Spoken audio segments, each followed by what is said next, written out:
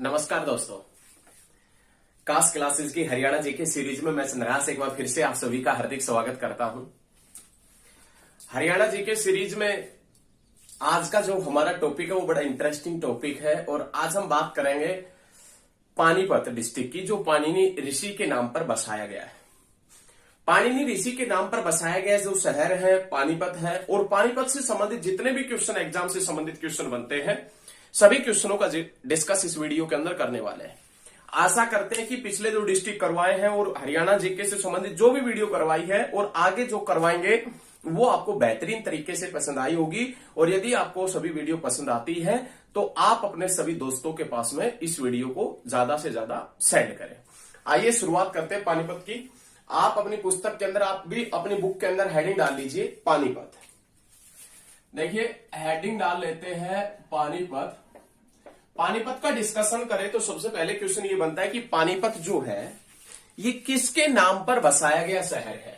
तो आपने याद रखना है पाणिनि ऋषि के नाम पर। किसके नाम पर?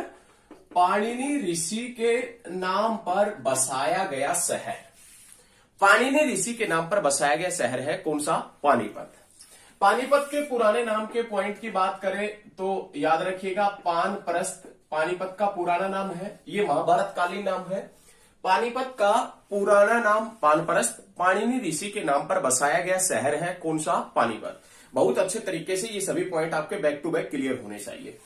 उसके बाद में नेक्स्ट पॉइंट बनता है कि पुराना नाम हो गया, किसके नाम पर बसाया गया ये हो गया। अब नाम आता है उपनाम क्या है।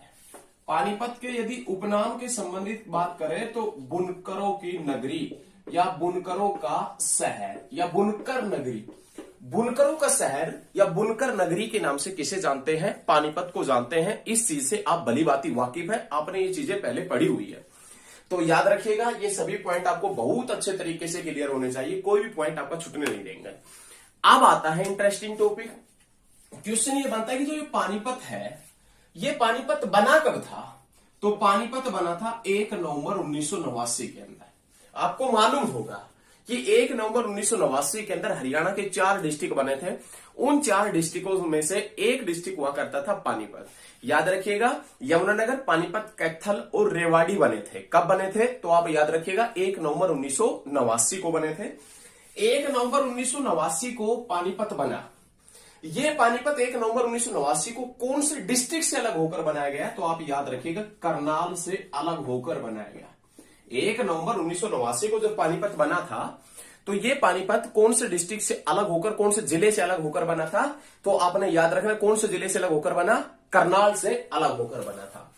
लेकिन हुआ क्या कि 24 जुलाई 1991 के अंदर 24 जुलाई 1991 के अंदर इस पानीपत को फिर से मिला दिया गया। किसमें? करनाल के अंदर। 1 नवंबर 1989 को पानीपत बना, बहुत अच्छी बात है। 24 जुलाई 1991 के अंदर पानीपत को फिर से मिला दिया गया। किसमें मिला दिया गया? करनाल के अंदर। और ये करनाल से फिर से अलग हुआ कब? तो आप याद रखिएगा 1 जनवरी 1992 के अंदर। कब अलग हुआ?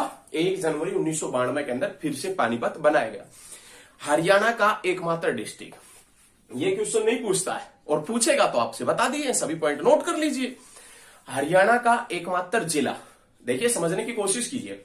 हरियाणा का एकमात्र जिला जो 2 बार जिसका गठन हुआ या जो 2 बार बना, हरियाणा का एकमात्र डिस्ट्रिक्ट जिसका 2 बार गठन हुआ वो डिस्ट्रिक्ट कौन सा था? पानीपत। याद रखना है, दोनों पॉइंट क्लियर होने चाहिए। हरियाणा का एकमात्र जिला जिसका 2 बार गठन हुआ कौन सा? या 2 बार बना कौन सा डिस्ट्रिक्ट है? पानीपत डिस्ट्रिक्ट है। एक बार 1989 में बना, 24 जुलाई 1991 के अंदर फिर से पानीपत को करनाल में मिला दिया गया और करनाल से अलग हुआ 1 जनवरी 1992 के अंदर। ये करनाल से अलग होता है। उसके बाद में जो ये पानीपत है, इस पानीपत का क्षेत्रफल कितना है? पानीपत का यदि एरिया देखें, एरिया पानीपत का क्षेत्रफल कितना है? तो पानीपत का क्षेत्रफल है 1260 वर्ग किलोमीटर। 1260 वर्ग किलोमीटर, साथ के साथ में नोट करिएगा। 1260 वर्ग किलोमीटर पानीपत का एरिया है। तो ये चीजें आप साथ के साथ में नोट करते हुए चलिएगा। उसके बाद में नाम आता है विधानसभा सीटों का। पानीपत के अंदर जो विधानसभा की सीटें हैं वो विधानसभा की कितनी सीटें हैं आइए देखते हैं। विधानसभा सीटों का डिस्कशन करें तो पानीपत में विधानसभा की जो सीट है वो 4 विधानसभा की सीट है, जिसमें नाम आता है Panipat city. Panipat city, first, उसके बाद में पानीपत ग्रामीण, पानीपत ग्रामीण, उसके बाद में नाम आता है समालखा, और उसके बाद में नाम आता है किसका, इसराना का नाम आता है। तो ये विधानसभा की 4 सीटें हैं। इसराना पानीपत की एससी रिजर्व सीट है। पानीपत के अंदर विधानसभा की सीटें कितनी हैं, तो आपने याद रखना 4 विधानसभा की सीटें हैं। 4 विधानसभा की कौन कौन सी सीट है, पानीपत सिटी, पानीपत ग्रामीण, समालखा और इसराना, ये पानीपत के अंदर विधानसभा की 4 सीटें हैं। एससी रिजर्व कौन सी है, इसराना। आप सभी को मालूम है कि हरियाणा विधानसभा के अंदर सीटें कितनी है, टोटल 90 सीटें हैं, और 90 सीटों में से 17 सीट कैसी है, तो आप याद रखिएगा 17 सीटें एससी रिजर्व सीटें हैं। अब नेक्स्ट पॉइंट, पानीपत कौन से मंडल के अधीन है, करनाल मंडल के अधीन। पानीपत जो है वो कौन से मंडल के अधीन पड़ता है, तो आप याद रखिएगा करनाल मंडल के अधीन। उपमंडल के पॉइंट का डिस्कस करें कि पानीपत के अंदर कितने उपमंडल हैं, 2। पानीपत और समालखा ये उपमंडल है। तहसील का पॉइंट बात करें, तहसील है पानीपत, समालखा, बापोली और इसराना। देखिए, आपने यदि वीडियो देखना स्टार्ट किया है तो इस वीडियो को आप एंड तक देखें, मजा आएगा, बेहतरीन तरीके से आप पढ़ेंगे और हम पढ़ाएंगे। देखिए, तहसील पानीपत, समालखा, बापोली और इसराना। आपसे हम ये बार बार रिक्वेस्ट इसलिए करते हैं, यदि आप पढ़ लेंगे तो आपका, देखिए, आपको जॉब लग जाएगी, आपकी जॉब अवश्य लगेगी यदि आप पढ़ेंगे तो। और ये बार बार रिक्वेस्ट इसीलिए करते हैं ताकि आप लास्ट तक वीडियो देखें, तो आपको हम विश्वास या आश्वासन देते हैं कि आपको अवश्य ही फायदा होगा। एक दिन में कोई भी सफलता को नहीं छू पाता है, सफलता के लिए बहुत ज्यादा प्रयास करना पड़ता है, तब सफलता मिलती है। और ये तो हमने आपसे पहले भी बताया था कि यदि आप मेहनत करते हैं तो सफलता आपके कदम चूमेगी, और यदि आप मेहनत नहीं करते हैं तो पता नहीं किस किस के कदम आपको चूमने पड़ेंगे। तो आप मेहनत कीजिए, सफलता आपके कदम अवश्य चूमेगी, वरना आपको सफलता के कदम चूमने पड़ेंगे। तो लगातार बने रहिए और लगातार लास्ट तक वीडियो देखें। तहसील पानीपत, समालखा, बापोली और इसराना है। उसके बाद में खंड के पॉइंट की बात करें, खंड पानीपत, इसराना, मड लोडा, या कई बार बुक में ये भी मिल जाएगा मत लोडा, और उसके बाद में समालखा, सनोली और बापोली। याद रखिएगा। प्रमुख खनिज जो है पानीपत का, वो प्रमुख खनिज कौन सा है, तो आप याद रखिएगा गंधक, ये पानीपत का प्रमुख खनिज है। पानीपत के प्रमुख खनिज का डिस्कशन करें तो पानीपत का प्रमुख खनिज कौन सा है, गंधक है। ये तो पानीपत से संबंधित कुछ विशेष पॉइंट थे जो आपको मिल जाएंगे हर जगह देखने के लिए, लेकिन हम जो करवा रहे हैं डिस्ट्रिक्टों के अकॉर्डिंग, उसके अकॉर्डिंग हम कोई भी पर्सन आपका नहीं छूटने देंगे। जो हम डिस्ट्रिक्ट वाइज करवा रहे हैं, तो भाई साहब यहां से बाहर कुछ नहीं आने वाला है। जो हम पानीपत के बारे में जितने भी पॉइंट लिखवाएंगे ना, उससे बाहर कुछ नहीं आएगा एग्जाम के अंदर। पानीपत का यदि कोई क्वेश्चन आता है तो वो क्वेश्चन हमारी वीडियो से ही आएगा, आप ये ध्यान में रखिएगा, क्योंकि ये वीडियो है, ये बेहतरीन तरीके से आपके दावे को, आपके सफलता को ध्यान में रखकर बनाई जा रही है। आप लगातार हमारी वीडियो के ऊपर बने रहें। देखें, नेक्स्ट पॉइंट की शुरुआत करें तो सबसे पहले आज हम बात करेंगे पानीपत के प्रमुख जो डेट से संबंधित क्वेश्चन है, जो दिनांक से, तिथि से संबंधित क्वेश्चन है। सबसे पहले हम उन पॉइंटों का डिस्कशन करेंगे। उन पॉइंटों का सबसे पहले डिस्कशन करें तो सबसे पहले जो नाम आता है उसमें नाम आता है किसका, तो याद रखिएगा 1526 का। अब हम सबसे पहले जो बात करेंगे ना, वो पानीपत के दिनांक से संबंधित क्वेश्चन करेंगे। उसके बाद में पानीपत के मेले, मंदिर, मस्जिद, गुरुद्वारे और अन्य महत्वपूर्ण पर्सन और अन्य महत्वपूर्ण व्यक्ति, ऐसे डिस्कस करेंगे। तो आइए अब शुरुआत करते हैं पानीपत के सबसे पहले दिनांक के क्वेश्चनों की, तिथि से संबंधित जो क्वेश्चन है उनकी। पानीपत का सबसे पहला जो तिथि का क्वेश्चन आता है वो 1526, और 1526 में घटना कब की है, 21 अप्रैल की। 21 अप्रैल 1526 के अंदर पानीपत की पहली लड़ाई हुई थी। पानीपत की फर्स्ट लड़ाई, पानीपत की जो पहली लड़ाई है वो कब हुई थी, 21 अप्रैल 1526 के अंदर। ये पानीपत की पहली लड़ाई किस किस के मध्य हुई थी, तो आप याद रखिएगा बाबर और इब्राहिम लोदी के मध्य। बाबर और इब्राहिम लोदी के मध्य पानीपत की पहली लड़ाई हुई।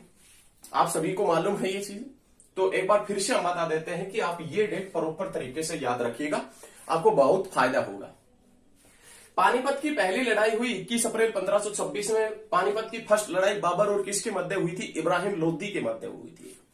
इस युद्ध में कौन जीता था, बाबर जीता था। इस युद्ध में कौन हारा था, तो इब्राहिम लोदी हारा था। इब्राहिम लोदी नहीं हारा, दिल्ली सल्तनत हारी थी। जीता कौन था? बाबर। बाबर नहीं जीता, मुगल वंश जीता था। और इसी युद्ध के पश्चात, पानीपत की पहली लड़ाई के पश्चात बाबर ने मुगल वंश की नींव डाली थी। पानीपत की पहली लड़ाई के बाद में बाबर ने मुगल वंश की नींव डाली थी। इब्राहिम लोदी मारा गया कहां पर? पानीपत में। तो इब्राहिम लोदी का मकबरा भी कहां पर है? पानीपत में। यह आपने याद रखना बहुत अच्छे तरीके से। पानीपत की पहली लड़ाई बाबर और इब्राहिम लोदी के मध्य 1526 में हुई। हारा इब्राहिम लोदी, जीता बाबर। बाबर ने इस युद्ध के पश्चात में मुगल वंश की नींव डाली थी। उसके बाद में दिल्ली सल्तनत का अंतिम शासक कौन था? इब्राहिम लोदी। दिल्ली सल्तनत का जो कार्यकाल रहा है वो 1206 से लेकर 1526 तक रहा। पानीपत का प्रथम युद्ध हुआ, दिल्ली सल्तनत समाप्त हो गई। पानीपत के प्रथम युद्ध के बाद में दिल्ली सल्तनत का खात्मा किसने किया? बाबर ने। और कौन से वंश की नींव डाली? मुगल वंश की नींव डाली थी। ये क्वेश्चन बहुत अच्छे हैं, सारे क्वेश्चन नोट करिएगा। नेक्स्ट पॉइंट देखें। नेक्स्ट क्वेश्चन बनता है, बाबर ने किस वंश के शासक को हराकर मुगल वंश की नींव डाली? तो लोदी वंश के शासक को हराकर। किस शासक को हराकर? इब्राहिम लोदी को हराकर। ये सभी पॉइंट क्लियर है। अब आगे बढ़ते हैं। इस युद्ध के पश्चात बाबर ने पानीपत में काबुली बाग मस्जिद का निर्माण करवाया था। काबुली बाग मस्जिद। पानीपत की प्रथम लड़ाई के बाद में बाबर ने पानीपत में काबुली बाग मस्जिद का निर्माण करवाया। और ये काबुली बाग मस्जिद किसकी याद में बनाई गई है? तो आप याद रखिएगा, बेगम मुसम्मत की याद में। किसकी याद में? बेगम मुसम्मत की याद में। पानीपत की पहली लड़ाई 1526 में हुई। बाबर और इब्राहिम लोदी के मध्य हुई। काबुली बाग मस्जिद का निर्माण करवाया अपनी बेगम की याद में। किसने करवाया? बाबर ने। और बेगम का नाम क्या था? मुसम्मत उसका नाम हुआ करता था। बहुत अच्छा। लेकिन ये जो काबुली बाग है, इसका क्वेश्चन इस प्रकार से भी बनता है, काबुली बाग का किला कहां पर है? ये क्वेश्चन यदि इस प्रकार से बने कि काबुली बाग का किला कहां पर है, तो भी आप कहां पर बताएंगे? पानीपत में। और काबुली बाग मस्जिद भी कहां पर है, तो क्या बताएंगे? पानीपत में। किसने बनवाई? बाबर ने। किसकी याद में? बेगम मुसम्मत की याद में। ये जो काबुली बाग मस्जिद है, इसके ऊपर ब्लैक मार्बल का प्रयोग किया गया है। Black marble. और ब्लैक मार्बल की जो आयत है ना, उन आयतों के ऊपर क्या लिखा हुआ है? कुरान लिखा हुआ है। क्या लिखा हुआ है? कुरान लिखा हुआ है। तो याद रखना है, काबुली बाग मस्जिद के ऊपर ब्लैक मार्बल का प्रयोग किया गया है। और ब्लैक मार्बल किस प्रकार से लगाई? आयत टाइप से। और आयत टाइप की जो मार्बल है, उनके ऊपर क्या लिखा हुआ है? कुरान लिखा हुआ है। नेक्स्ट देखें। नेक्स्ट पॉइंट आता है पानीपत की सेकंड लड़ाई। पानीपत की दूसरी लड़ाई। पानीपत की दूसरी लड़ाई से संबंधित पॉइंट का डिस्कशन करें तो पानीपत की जो दूसरी लड़ाई है वो कब हुई थी? तो आपने याद रखना 5 अक्टूबर 1556 के अंदर। 5 अक्टूबर 1556 के अंदर पानीपत की दूसरी लड़ाई हुई। और ये पानीपत की दूसरी लड़ाई किस किस के मध्य हुई थी? तो आपने याद रखना, अकबर और हेमचंद्र विक्रमादित्य, या आप हेमू भी कह सकते हैं, या इसका पूरा नाम है वो क्या है? हेमचंद्र विक्रमादित्य। हेमचंद्र विक्रमादित्य जो है, इसका संबंध कहां से है? तो आप याद रखिएगा, रेवाड़ी से। ऐसा बताया कि ये प्रॉपर रहने वाले कहां के थे? अलवर से, राजस्थान से। लेकिन रेवाड़ी में ये नमक का व्यापार करते थे और आदिल शाह ने इसको अपना प्रधानमंत्री नियुक्त किया था। हेमचंद्र विक्रमादित्य एक ऐसा महान शासक था। हेमचंद्र विक्रमादित्य एक ऐसा महान शासक था जिसने पानीपत की दूसरी लड़ाई से पहले कोई भी लड़ाई हारी नहीं थी, सभी लड़ाइयां जीती थी। इस बात का डर किसको हुआ करता था? अकबर को हुआ करता था। लेकिन हम आपसे बता दें कि पानीपत की दूसरी लड़ाई जिस दिन हुई थी, 5 अक्टूबर 1556 के अंदर लड़ाई हुई थी, उससे लगभग 15-20 दिन पहले हेमचंद्र विक्रमादित्य दिल्ली की गद्दी पर बैठा था। दिल्ली की गद्दी पर जैसे ही हेमचंद्र विक्रमादित्य बैठा, अकबर ने अपने सभी सेनापतियों को थानेसर के अंदर इकट्ठा होने के आदेश दिए। थानेसर जो कुरुक्षेत्र के अंदर पड़ता है, सभी सेनापतियों को थानेसर के अंदर इकट्ठा होने के आदेश दिए जाते हैं। अब सभी सेनापति थानेसर के अंदर इकट्ठा हो गए। वहां पर उस सभा के अंदर अकबर भी मौजूद था। और अकबर ने कहा कि दिल्ली की गद्दी पर एक हिंदू शासक बैठ गया है, उसको किसी भी तरीके से गद्दी से उठाना है। अब सभी सेनापतियों को और अकबर को यह डर था कि आज तक हेमचंद्र विक्रमादित्य ने पानीपत की दूसरी लड़ाई से पहले कोई भी लड़ाई हारी नहीं है। उनको सभी को पता था कि हेमचंद्र विक्रमादित्य ने कोई भी लड़ाई नहीं हारी है। अब इन सभी का खौफ उन सभी के माइंड में हुआ करता था। हेमचंद्र विक्रमादित्य हारा था, पानीपत की दूसरी लड़ाई में हारा था, उससे पहले नहीं हारा था। अब सभी सेनापति मना कर देते हैं, लेकिन अकबर का एक सेनापति था जिसका नाम था बैरम खान। उसने कहा था कि हम युद्ध लड़ेंगे, जैसा भी होगा देखा जाएगा, लेकिन हम युद्ध लड़ेंगे। तो अकबर के द्वारा 1556 में जो पानीपत की दूसरी लड़ाई लड़ी गई थी, उस युद्ध में अकबर का जो संरक्षक हुआ करता था वो कौन हुआ करता था? बैरम खान। भाई आप सभी को मालूम होना चाहिए, जो ये अकबर है ना, अकबर, इसका जन्म हुआ था 1542 में। 1542 में राणा वीरसाल के महल में। पानीपत की दूसरी लड़ाई हुई 1556 में। अकबर की जो आयु थी लगभग 14 साल अकबर की आयु हुआ करती थी। अकबर की जो आयु थी वो लगभग 14 साल थी, याद रखना है। अब 14 साल के जो था अकबर, उसमें तो युद्ध करने की तो हालत में था नहीं, क्योंकि 14 साल का था, काफी छोटा था। हेमचंद्र विक्रमादित्य, जिसने पानीपत की दूसरी लड़ाई से पहले कोई लड़ाई नहीं आ रही थी, पानीपत की दूसरी लड़ाई से पहले, तो उनका डर था इसके माइंड में। तो याद रखिएगा, इस युद्ध में अकबर का संरक्षक हुआ करता था बैरम खान। अकबर की आयु काफी छोटी हुआ करती थी। और ऐसा भी बताते हैं कि युद्ध स्थल से अकबर पीछे रुक जाते हैं और बताते हैं कि यदि युद्ध जीता तो अपना ही कब्जा है, किसके ऊपर? दिल्ली के ऊपर, और यदि युद्ध हारा तो अफगानिस्तान लौट चलेंगे। लेकिन ऐसा माना जाता है कि पानीपत की दूसरी लड़ाई में अकबर के संरक्षक बैरम खान के नेतृत्व में हेमचंद्र विक्रमादित्य के साथ में लड़ाई लड़ी जा रही थी। हेमचंद्र विक्रमादित्य युद्ध जीतने ही वाले होते हैं। अचानक एक तीर इनकी आंख में आकर लगता है। अचानक एक तीर इनकी आंख में लगता है। जैसे ही हेमचंद्र विक्रमादित्य की आंख में एक तीर लगता है, ये हाथी के ऊपर बैठे थे, हाथी से नीचे गिर जाते हैं। और जब तक अपनी आंख से वो तीर निकालते हैं, कौन? हेमचंद्र विक्रमादित्य। जब तक अपनी आंख से तीर निकालते हैं, उस समय तक उसके चारों तरफ मुगल सेनापति घूम चुके होते हैं। जब तक हेमचंद्र विक्रमादित्य होश संभालते हैं, आंख से तीर निकालते हैं, तब तक मुगल सेनापति इसके चारों तरफ घूम चुके होते हैं। और जैसे ये देखते हैं, इनका सिर तुरंत धड़ से अलग कर दिया जाता है, ऐसा माना जाता है। लेकिन आपने ये पूरी रामायण पढ़ने की आवश्यकता नहीं है, ये तो बस आपको सिर्फ और सिर्फ समझाने के लिए बताई गई है। आपने बस याद रखना है, पानीपत की दूसरी लड़ाई 5 अक्टूबर 1556 में अकबर और हेमू के बीच में हुई थी। अकबर और किसके मध्य हुई थी? हेमू के बीच में। और हेमू, जिसका पूरा नाम हेमचंद्र विक्रमादित्य, जिसका संबंध कहां से? रेवाड़ी से। जिसका संबंध कहां से है? रेवाड़ी से। ये क्वेश्चन आपने बेहतरीन तरीके से याद रखना है। उसके बाद में नेक्स्ट क्वेश्चन जो आपने याद रखना है वो है, अकबर का संरक्षक कौन था पानीपत की दूसरी लड़ाई में? बैरम खान। या अकबर का जो सेनापति था पानीपत की दूसरी लड़ाई में, वो कौन था? बैरम खान।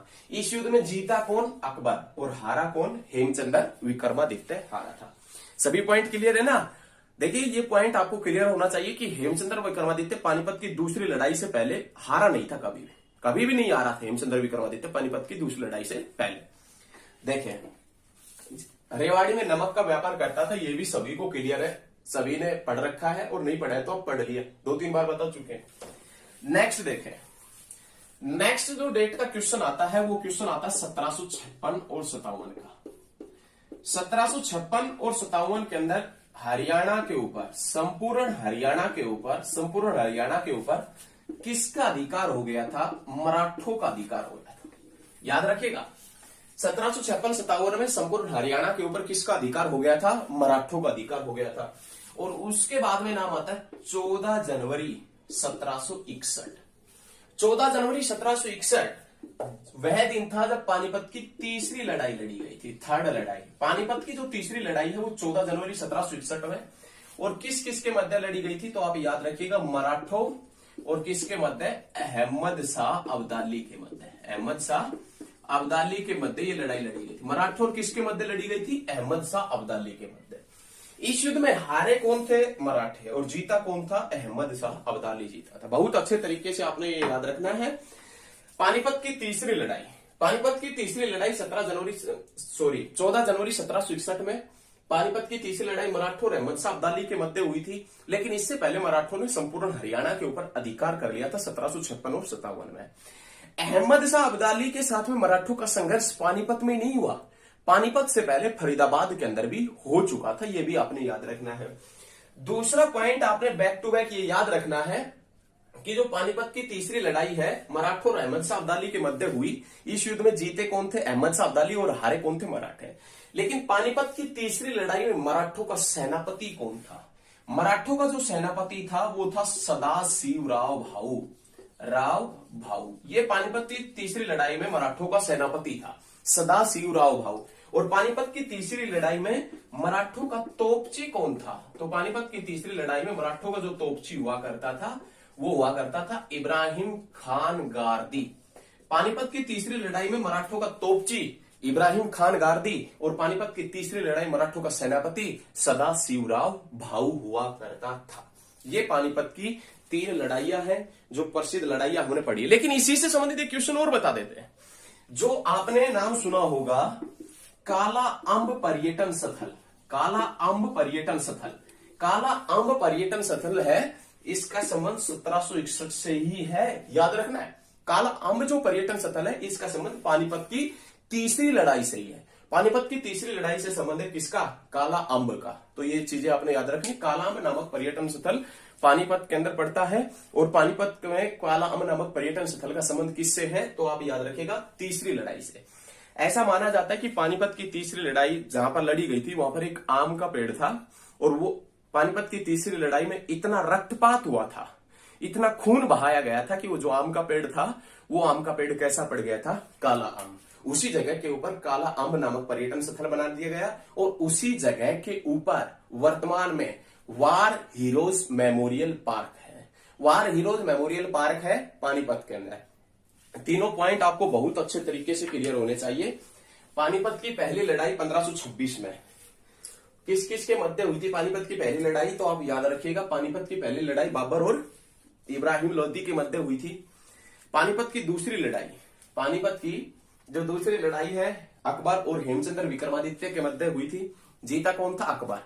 अकबर की आयु छोटी थी, हेमचंद्र विक्रमादित्य के साथ में युद्ध नहीं कर सकता था, तो युद्ध को किसने किया था? अकबर की तरफ से बैरम खान ने। यह क्वेश्चन बहुत बार पूछा जाता है। लड़ाई हुई थी 1556 के अंदर। उसके बाद में पानीपत की तीसरी लड़ाई 14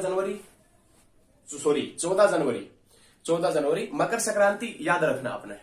14 जनवरी 1766 में पानीपत की तीसरी लड़ाई हुई और ये मराठों और किसके मध्य हुई थी? अहमद शाह अब्दाली के मध्य। मराठों और अहमद शाह अब्दाली के मध्य हुई। जीता कौन? अहमद शाह अब्दाली। हारे कौन? मराठे। लेकिन मराठे बहुत अच्छे तरीके से लड़े थे, शक्तिशाली तरीके से लड़े थे। इस युद्ध में मराठों का सेनापति सदाशिवराव भाऊ और तोपची इब्राहिम खान गारदी हुआ करता था। ये पानीपत की 3 लड़ाइयां है। पानीपत की तीसरी लड़ाई के बाद में जो पहला क्वेश्चन आता है वो क्वेश्चन ये है 1837 का। देखिए सबसे पहले हम दिनांक से संबंधित क्वेश्चन कर रहे थे। तो हमने पानीपत की 3 लड़ाइयां पढ़ी है जो दिनांक से संबंधित है। अब पानीपत की 3 लड़ाइयों के बाद में जो दिनांक से संबंधित पहला क्वेश्चन आता है वो क्वेश्चन ये है 1837 का। 1837 में उर्दू के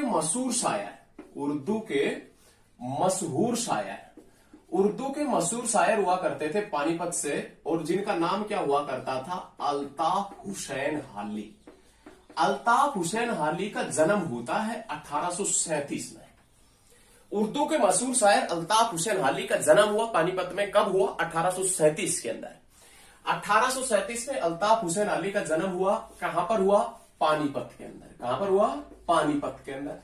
लेकिन इनकी डेथ कब हुई? तो आप याद रखिएगा 1914 के अंदर। अल्ताफ हुसैन अली का जन्म हुआ कब? 1837 में और डेथ कब हुई? 1914 में। हरियाणा में हिंदी की पहली पाठशाला लगी थी 1914 में। भारत और चीन के बीच में मैकमोहन रेखा खींची गई थी 1914 में। पनामा नहर बनी थी 1914 में।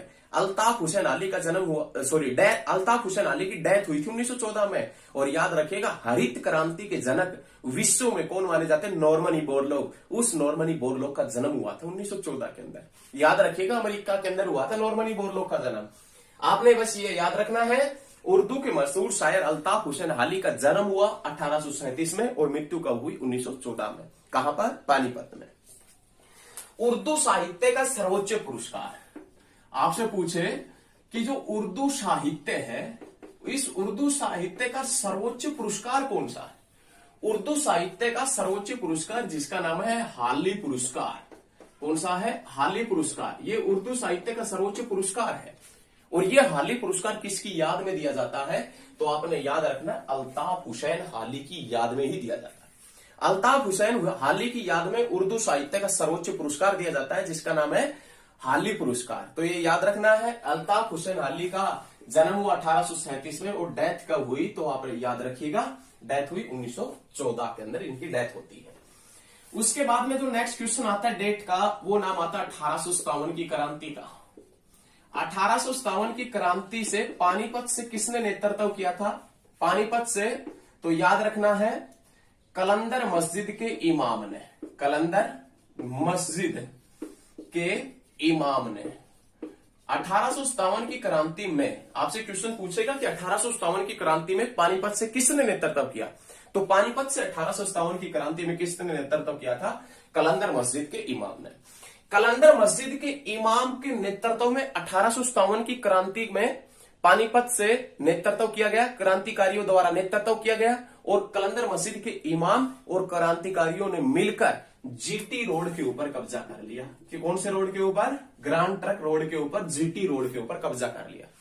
अब जैसे ही जीटी रोड के ऊपर कब्जा किया गया क्रांतियों के द्वारा, पानीपत के इमाम को अंग्रेजी सेना पकड़ लेती है। पानीपत के जो कलंदर मस्जिद के इमाम थे, जिसके नेतृत्व में 1857 की क्रांति का नेतृत्व किया गया, उस इमाम को अंग्रेजी सेना पकड़ लेती है और अंग्रेजी सेना पकड़कर इसको क्या दे देती है, तो आप याद रखिएगा फांसी। बाद में कलंदर मस्जिद के इमाम को अंग्रेजी सेना फांसी दे देती है। लेकिन ये बहुत गर्व की बात है कि 1857 की क्रांति का नेतृत्व पानीपत से किसने किया? कलंदर मस्जिद के इमाम ने। इमाम और क्रांतिकारियों ने जीटी रोड पर कब्जा कर लिया। इमाम को बाद में क्या सुना दी गई? फांसी सुना दी गई। क्वेश्चन एक बनेगा इससे। दूसरा क्वेश्चन जो बनने की उम्मीद है एग्जाम के अंदर, वो क्वेश्चन ये है 1857 की क्रांति के दौरान, 1857 की क्रांति के दौरान, 1857 की क्रांति के दौरान सेनापति एनसन को कहां मारा गया था? सेनापति एनसन, एनसन को कौन से शहर के पास में मारा गया या कहां पर मारा गया था? तो आप याद रखिएगा पानीपत के अंदर। 1857 की क्रांति के दौरान सेनापति एनसन को कहां पर मारा गया था? तो क्या बताएंगे? कहां पर? पानीपत के अंदर। कहां पर मारा गया था? पानीपत में मारा गया था। उसके बाद में जो नेक्स्ट क्वेश्चन आता है, वो क्वेश्चन आता है 1912 का। 1912 में नेस्ले कंपनी की स्थापना की गई।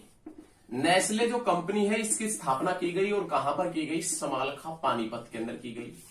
लेकिन नेस्ले कंपनी कौन से देश की है? स्विट्जरलैंड की। स्विट्जरलैंड की कंपनी है और ये स्विट्जरलैंड की कंपनी है। इसकी नींव कब रखी गई थी स्विट्जरलैंड में? 1867 के अंदर।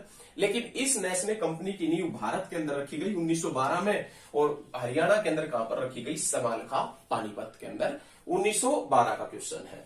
उसके बाद में जो नेक्स्ट डेट का क्वेश्चन आता है, वो आता है 1916 का। किसका नाम आता है? 1916 का। बहुत अच्छा क्वेश्चन है, आपने नहीं पढ़ा होगा, आज तक नहीं पढ़ा होगा ये क्वेश्चन। तो 1916 का क्वेश्चन आता है और उसमें नाम आता है समालखा का आंदोलन। समालखा का क्या नाम आता है? आंदोलन का नाम आता है, समालखा का आंदोलन। और ये समालखा का आंदोलन किसके नेतृत्व में हुआ था? तो आप याद रखिएगा फूल सिंह के नेतृत्व में। किसके नेतृत्व में? फूल सिंह के नेतृत्व में। देखिए समालखा का आंदोलन क्या है, ये एक समझने की जरूरत है हमें। 1914 से 18 तक, 1914 से 18 तक सभी को मालूम है कि इस दौरान प्रथम विश्व युद्ध चला हुआ था। प्रथम विश्व युद्ध चला हुआ था, कोई बात नहीं, विश्व युद्ध चला हुआ था। प्रथम विश्व युद्ध के दौरान हरियाणा में सैनिक भर्ती का मुख्य केंद्र हुआ करता था रोहतक। ये तो क्वेश्चन ही इससे बिल्कुल अलग है, लेकिन हमने बता दिया क्योंकि हमारे माइंड में आ गया, इसलिए बता दिया। प्रथम विश्व युद्ध चला 1914 से 18 तक और समालखा का आंदोलन हुआ 1916 के अंदर फूल सिंह के नेतृत्व में। हुआ क्या कि समालखा के अंदर, जो समालखा पानीपत के अंदर पड़ता है, वहां पर अंग्रेजी सेना अपने फौजियों को मांस देने के लिए, अपने फौजियों को मांस उपलब्ध कराने के लिए गोवध केंद्र खोलना चाहती थी। प्रथम विश्व युद्ध के दौरान अंग्रेजी सेना अपने फौजियों को, अपने सैनिकों को मांस उपलब्ध कराने के लिए गोवध केंद्र खोलना चाहती थी और वो गोवध केंद्र कहां पर खोलना चाहती थी? समालखा में। तो उस गोवध केंद्र के खिलाफ आंदोलन किया था समालखा वासियों ने और ये आंदोलन किसके नेतृत्व में हुआ था? फूल सिंह के नेतृत्व में। उसके बाद में नेक्स्ट क्वेश्चन, अक्टूबर 1920 में, अक्टूबर 1920 में पानीपत में एक राजनीतिक सभा हुई। पानीपत में एक राजनीतिक सभा होती है। पानीपत में एक राजनीतिक सभा हुई और ये राजनीतिक सभा किसके नेतृत्व में हुई? तो आपने याद रखना, लक्का उल्ला खा के नेतृत्व। ये मुस्लिमों के नेता हुआ करते थे, लक्का उल्ला खा। इसके नेतृत्व में पानीपत में एक राजनीतिक सभा हुई। उसके बाद में दिसंबर 1947 में, यदि प्रॉपर डेट पूछे तो 9 दिसंबर आएगा। दिसंबर 1947 में महात्मा गांधी पानीपत के मुसलमानों से मिलने आए, पानीपत के मुस्लिमों से मिलने आए। ये क्वेश्चन भी बहुत बार पूछा जाता है और पूछ भी लेगा। क्यों पूछ लेगा वो हम बताएंगे। दिसंबर 1947 में महात्मा गांधी पानीपत में मुस्लिम संप्रदाय के लोगों से मिलने के लिए आते हैं। क्यों आते हैं वो देखें। हुआ क्या कि दिसंबर 1947 से पहले, आजादी से पहले और आजादी के बाद, भारत आजाद हो गया 1947 में, 15 अगस्त 1947 में। तो आजादी से पहले 15 अगस्त 1947 से पहले और 15 अगस्त 1947 के बाद यहां के जो मुस्लिम लोग थे यहां से पलायन करने लगे थे। इस पलायन को रोकने के लिए महात्मा गांधी पानीपत आए थे और मुस्लिमों को शांति बनाए रखने की अपील की थी। लेकिन हमने बताया कि पानीपत में मुस्लिमों का जो प्रसिद्ध नेता हुआ करता था उसका नाम क्या था? लक्का उल्ला खां। इस लक्का उल्ला खां ने पानीपत के मुसलमानों के सामने ऐलान कर दिया कि मैं तो अपने वतन में ही मरूंगा। ये क्वेश्चन पूछा जा सकता है कि ये कथन किसका है? मैं तो अपने वतन में ही मरूंगा। तो किसका कथन है? लक्का उल्ला खां। और ये कहां पर कहा था? पानीपत में। पानीपत में महात्मा गांधी आए थे। महात्मा गांधी है, कभी मोहम्मद गोरी समझे, कभी महमूद गजनवी समझे, नहीं, महात्मा गांधी समझना। पानीपत में महात्मा गांधी आए 9 दिसंबर 1947 के अंदर मुसलमानों से मिलने के लिए। तो कौन लेकर आए थे? कौन महात्मा गांधी को पानीपत में लेकर आए थे? लक्का उल्ला खां लेकर आया था। पानीपत में मुसलमानों को कौन लेकर आया? सॉरी, मुसलमानों को नहीं, महात्मा गांधी को, सॉरी, एक बार फिर से सॉरी। तो याद रखिएगा, लक्का उल्ला खां पानीपत में मुसलमानों को महात्मा गांधी को लेकर आए थे। कोई बात नहीं, महात्मा गांधी को पानीपत में कौन लेकर आए थे? लक्का उल्ला खां लेकर आए थे। कोई बात नहीं, कभी कभी हो जाता है। देखें नेक्स्ट पॉइंट देखें। 9 दिसंबर 1947 में महात्मा गांधी आए पानीपत के अंदर मुस्लिमों से मिलने के लिए। कौन लेकर आया महात्मा गांधी को? लक्का उल्ला खां। लेकिन 1947 में जैसे ही भारत और पाकिस्तान का विभाजन हुआ था, 1947 में जब भारत और पाकिस्तान का विभाजन हुआ था, उस समय पंजाब के मुख्यमंत्री गोपीचंद भार्गव थे। भाई थे, गोपीचंद भार्गव थे। तो महात्मा गांधी ने पानीपत से गोपीचंद भार्गव को क्या कहा था वो सुन लीजिए। महात्मा गांधी ने 1947 में पानीपत से गोपीचंद भार्गव को कहा था, अच्छे नेता हो, अच्छे प्रशासक बनो। 1947 में, क्योंकि हरियाणा पंजाब के अधीन था और पानीपत भी किसके अधीन था? 1947 पंजाब के अधीन था, क्योंकि हरियाणा तो बना ही नहीं था। तो उस समय गोपीचंद भार्गव से महात्मा गांधी ने कहा था, अच्छे नेता हो, अच्छे प्रशासक बनो। याद रखिएगा सभी पॉइंट। उसके बाद में 1974 नेशनल फर्टिलाइजर लिमिटेड,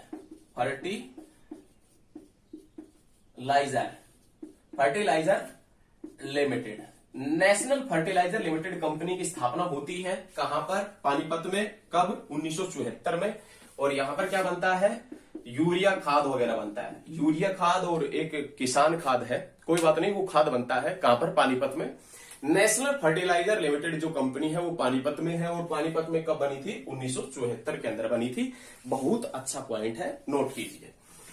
उसके बाद में देखें, उसके बाद में जो नेक्स्ट जो डेट के क्वेश्चन है पानीपत के, वो क्वेश्चन देखिए, सभी पॉइंट क्लियर करेंगे, कोई भी पॉइंट नहीं छूटेंगे। वीडियो चाहे 3, 4 कितनी भी बन जाए पानीपत से संबंधित, लेकिन कोई पॉइंट हम आपका छूटने नहीं देंगे। देखिए नेक्स्ट पॉइंट देखिए।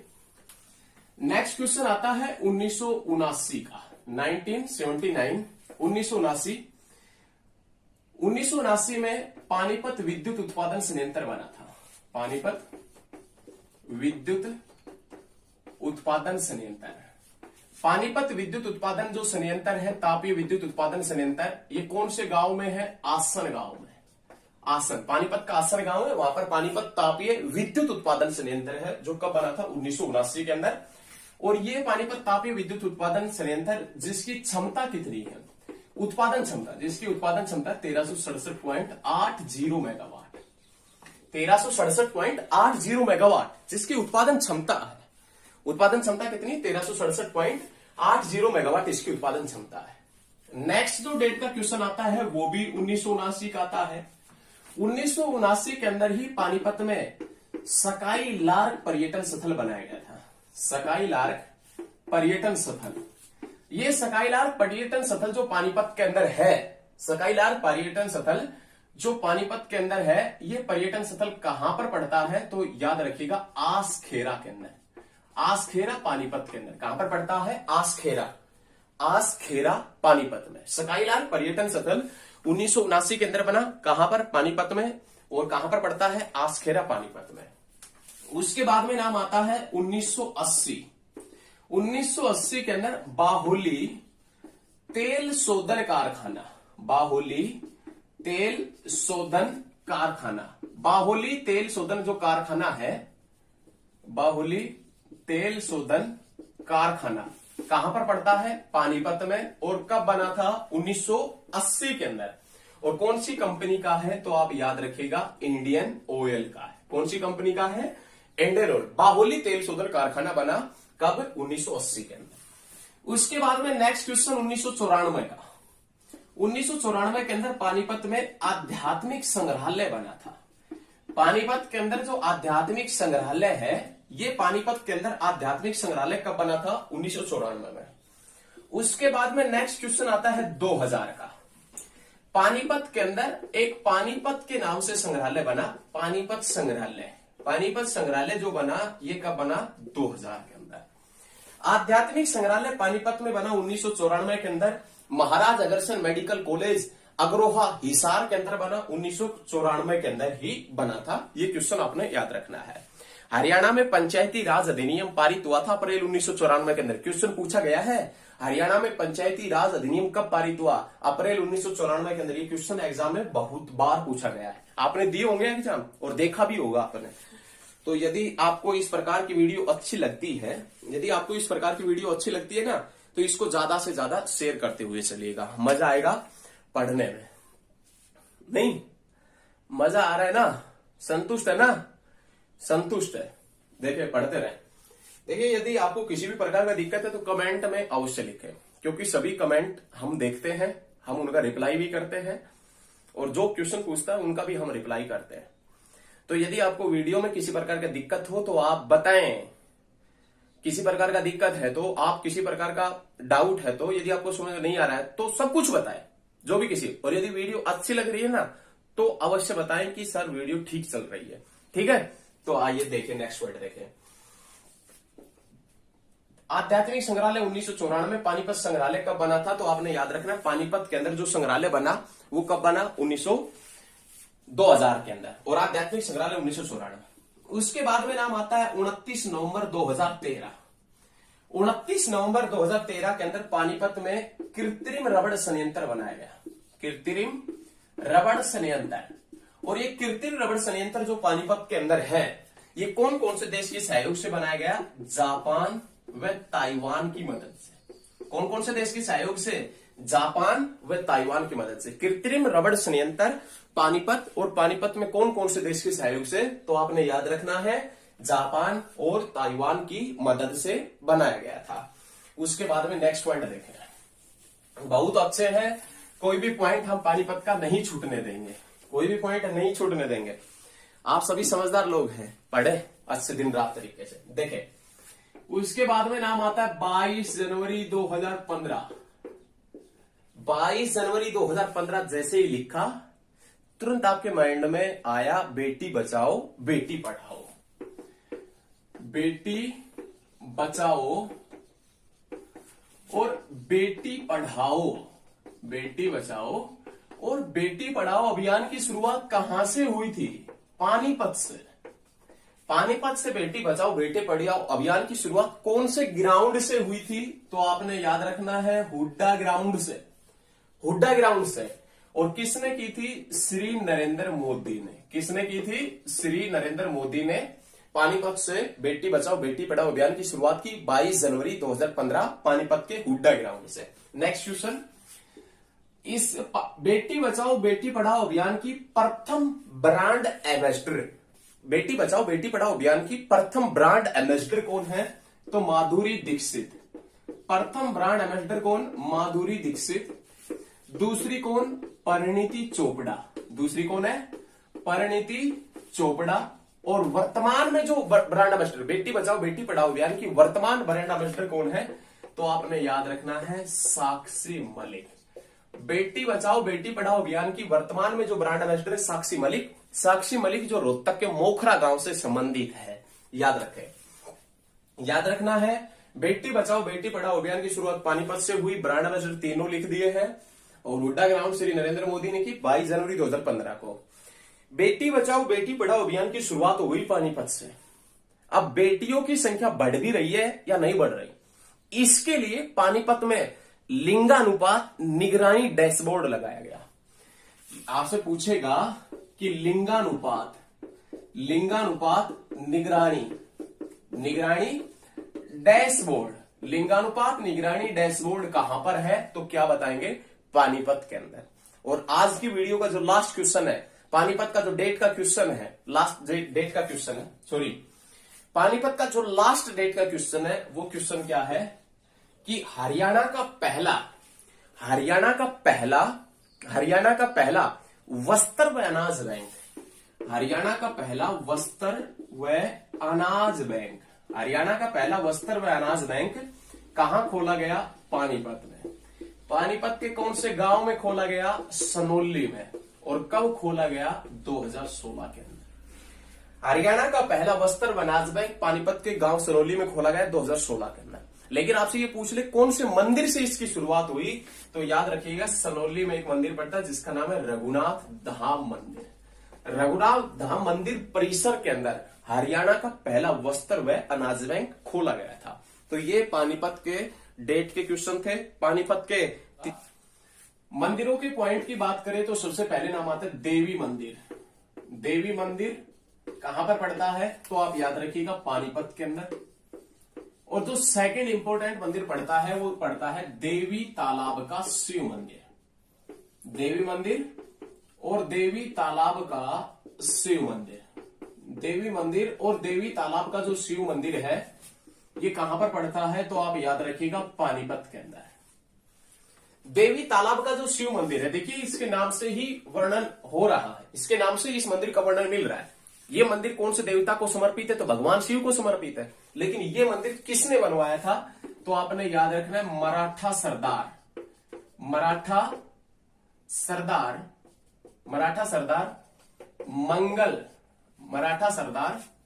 कोई बात नहीं, देखें, मराठा सरदार मंगल रघुनाथ ने इस मंदिर का निर्माण करवाया था।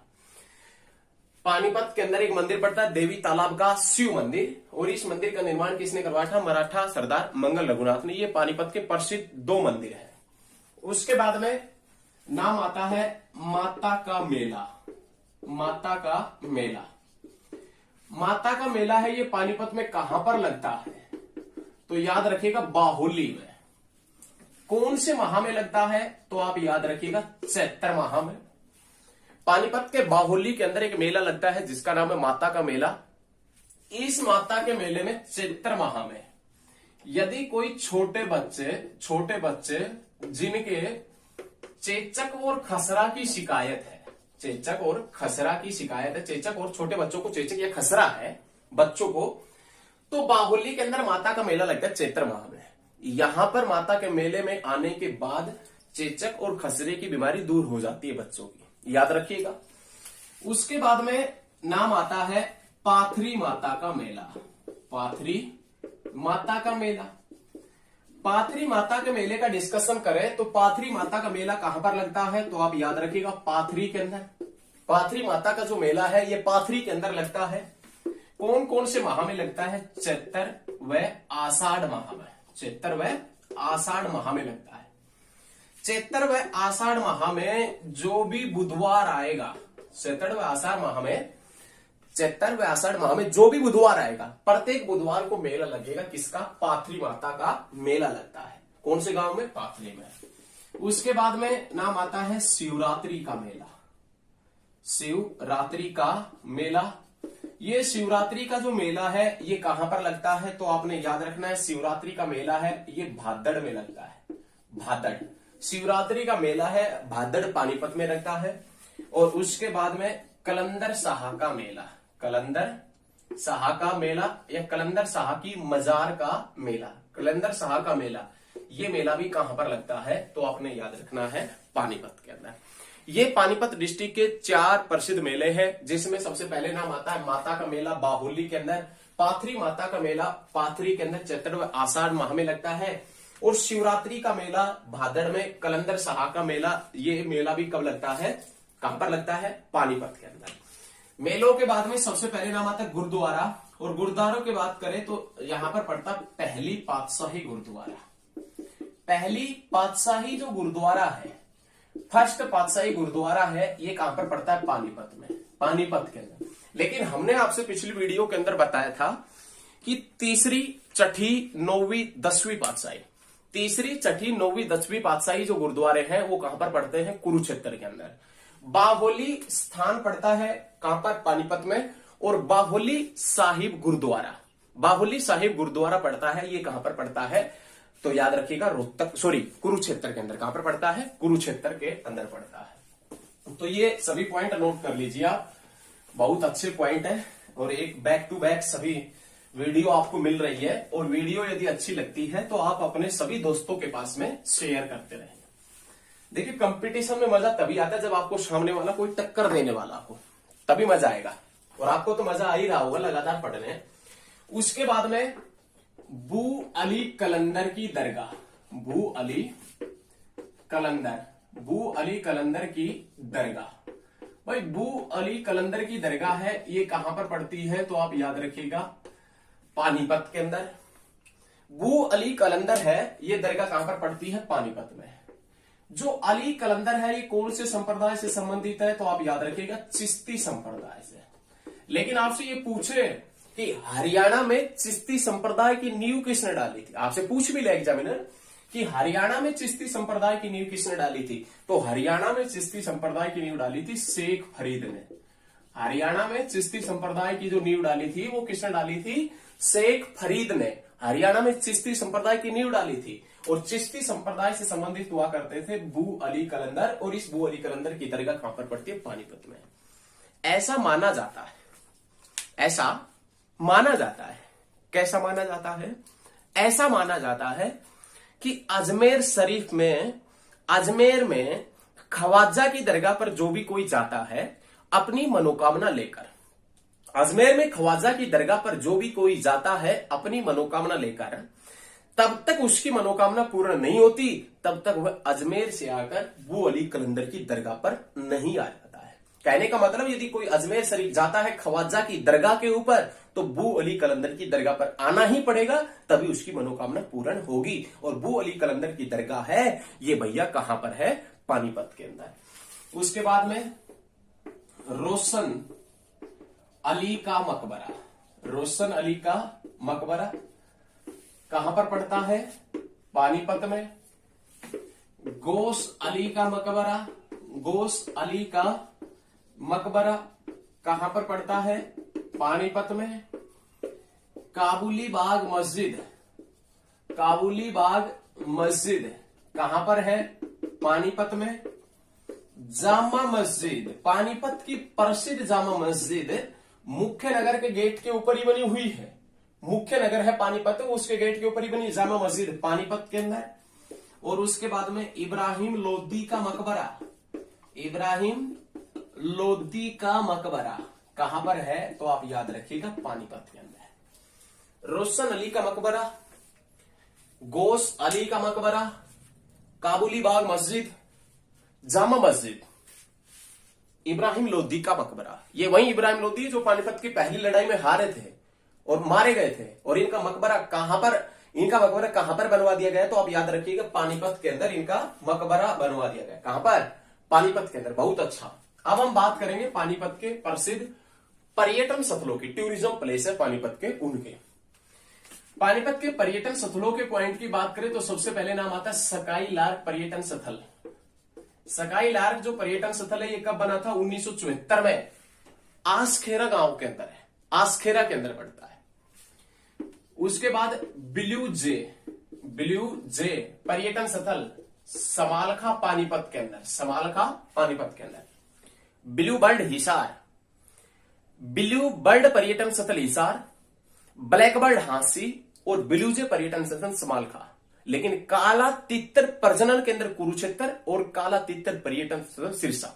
देखिए बात, इस श्रेणी को एक बार फिर से समझें, ये जो रेंज है इसको एक बार फिर से समझने की कोशिश करें।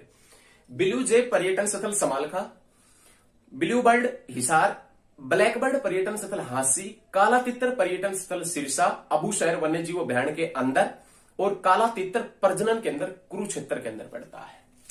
उसके बाद में काला अंब पर्यटन स्थल कहां पर पड़ता है? पानीपत में। वार हीरोज मेमोरियल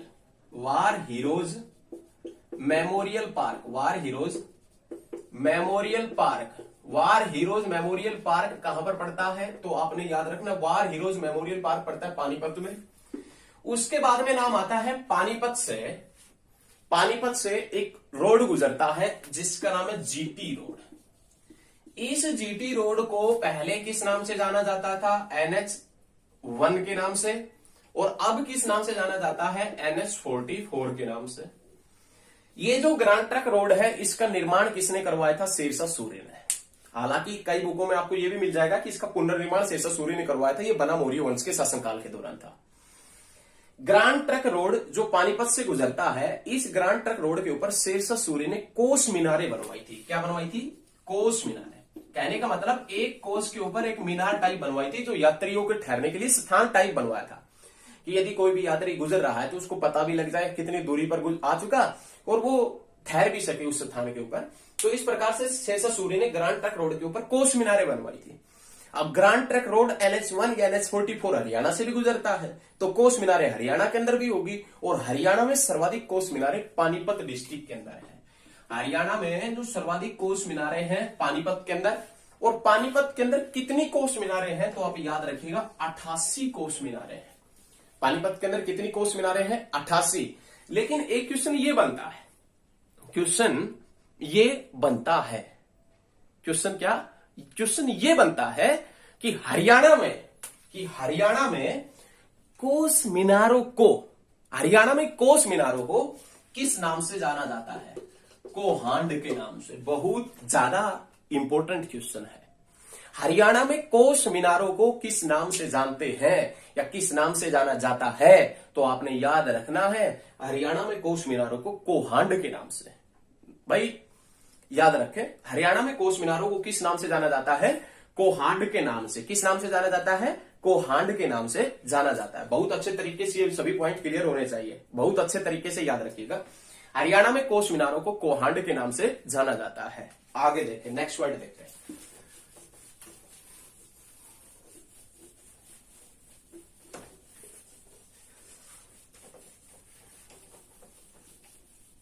हरियाणा में कोस मीनारों को किस नाम से जानते हैं? कोहांड के नाम से। उसके बाद में कॉरपोरेट उद्योग, टेक्सटाइल उद्योग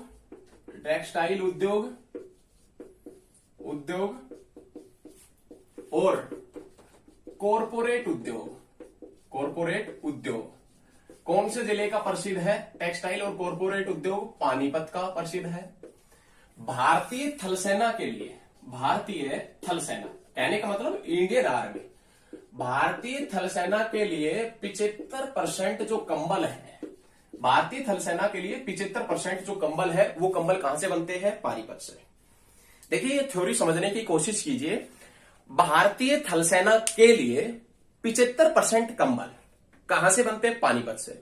लेकिन भारतीय थल सेना के लिए गोला बारूद रखने के बक्से, भारतीय थल सेना के लिए गोला बारूद रखने के बक्से 60% गोला बारूद रखने के बक्से कहां से बनते हैं? तो आप याद रखिएगा 60% बक्से बनते हैं जगाधरी यमुनानगर से। भारतीय थल सेना के लिए गोला बारूद रखने के बक्से हैं वो जगाधरी यमुनानगर से, और भारतीय थल सेना के लिए 75% जो कंबल है वो कंबल कहां से बनते हैं? तो आप याद रखिएगा कहां से बनते हैं? पानीपत से बनते हैं। उसके बाद में प्रजापति ब्रह्म कुमारी ईश्वरीय विश्वविद्यालय पानीपत में दिव्यांगों के लिए आवासीय विद्यालय कहां पर पड़ता है? पानीपत में। 2G एथेनॉल प्लांट कहां पर पड़ता है? पानीपत के अंदर पड़ता है। अमोनिया प्लांट कहां पर पड़ता है? पानीपत में पड़ता है। देश का पहला बेंटानाइट प्लांट कहां पर पड़ता है? पानीपत के अंदर पड़ता है। प्लास्टिक पार्क कहां पर प्रस्तावित है? पानीपत में। प्लास्टिक पार्क कहां पर प्रस्तावित है? पानीपत में। कितने करोड़ की लागत से? 1500 करोड़ की लागत से। और पेट्रोकेमिकल हब कहां पर बनेगा? तो याद रखिएगा, पेट्रोकेमिकल हब बनेगा पानीपत में। कितने हजार करोड़ की लागत से? तो आप याद रखिएगा 30,000 करोड़ की लागत से पेट्रोकेमिकल हब बनेगा। कहां पर? पानीपत में। पानीपत का प्रमुख खनिज कौन सा है? तो आप याद रखिएगा पानीपत का प्रमुख खनिज जिसका नाम है गंधक। पचरंगा अचार के लिए कौन सा शहर हरियाणा का प्रसिद्ध है? तो आप याद रखिएगा कौन सा शहर? तो याद रखिएगा पानीपत। बासमती चावल का सबसे ज्यादा हरियाणा में निर्यात कहां से होता है? कहां से बासमती चावल भेजा जाता है विदेशों के अंदर? तो आप याद रखिएगा पानीपत में। डिब्बा बंद सूखी सब्जियों के लिए हरियाणा का कौन सा जिला अग्रणी है? डिब्बाबंद सूखी सब्जियों के लिए हरियाणा का कौन सा जिला प्रसिद्ध है? तो आप याद रखिएगा कौन सा है? पानीपत है।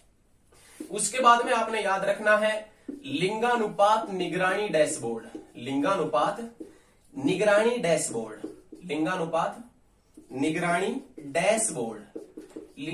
निगरानी डैशबोर्ड कहां पर है? तो आप याद रखिएगा पानीपत के अंदर स्थापित किया गया है। उसके बाद में आपने याद रखना है, याद क्या रखना है? लिंगानुपात निगरानी डैशबोर्ड जो बनाया गया था, ये क्यों बनाया गया? तो बेटी बचाओ बेटी पढ़ाओ अभियान के बाद में देखना था कि लड़कियों की संख्या बढ़ भी रही है या नहीं बढ़ रही, तो उसके बाद में लिंगानुपात निगरानी डैशबोर्ड की स्थापना की गई थी। ये याद रखिएगा, लिंगानुपात निगरानी डैशबोर्ड जो कहां पर पड़ता है? पानीपत के अंदर पड़ता है। तो ये चीजें याद रखिएगा। पचरंगा अचार वगैरह के लिए प्रसिद्ध है कौन सा? पानीपत। तो ये सभी चीजें आपके माइंड में और दिल और दिमाग में रहनी चाहिए। उसके बाद में पानीपत के अंदर पड़ता है सालारगंज गेट पड़ता है। और ये सालारगंज गेट है, ये कहां पर पड़ता है? पानीपत में। और ये कैसा गेट है? तो याद रखिएगा त्रिपोलीय, 3 पोल के ऊपर त्रिपोलीय गेट है। हरियाणा का पहला महिला सब स्टेशन